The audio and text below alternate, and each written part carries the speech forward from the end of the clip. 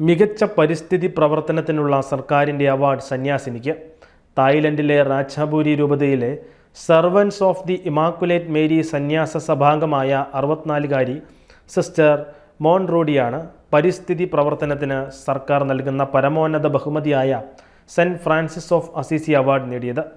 Francis പാപ്പായുടെ ചാക്രിക ലേഖനമായ ലൗദാത്തോ സിയിൽ നിന്ന് പ്രചോദനം ഉൾക്കൊണ്ടാണ് സർക്കാർ ഈ അവാർഡ് ഏർപ്പെടുത്തിയത്.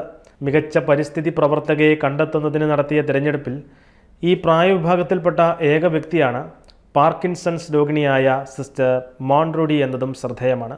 ജൂലൈ 1 തായ്ലൻഡിലെ പാർലമെൻറ്റ് ഹൗസിൽ നടന്ന ചടങ്ങിൽ തായ്ലൻഡിലെ apostolic nuncio archbishop Peter B Wells സിസ്റ്ററിന് അവാർഡ് സമ്മാനിച്ചു. പരിസ്ഥിതിയുമായുള്ള ബന്ധം നഷ്ടപ്പെടുന്നത് നിസ്സംഗതയിലേക്കും പ്രകൃതി വിഭവങ്ങളുടെ അമിത ചൂഷണത്തിലേക്കും നയിക്കുമെന്ന് ആർച്ച് ബിഷപ്പ് പറഞ്ഞു.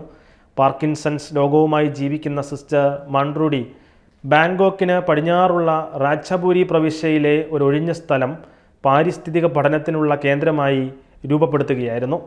ആളുകൾക്ക് പ്രകൃതിയുമായി വീണ്ടും ബന്ധപ്പെടാനും അതിൻ്റെ സമാധാനവും സൗന്ദര്യവും അനുഭവിക്കാനും കഴിയുന്ന ഒരിടം ഒരുക്കുക എന്നതാണ് തൻ്റെ പ്രവർത്തനങ്ങളിലൂടെ ഉദ്ദേശിക്കുന്നതെന്ന് സിസ്റ്റർ പറയുന്നു.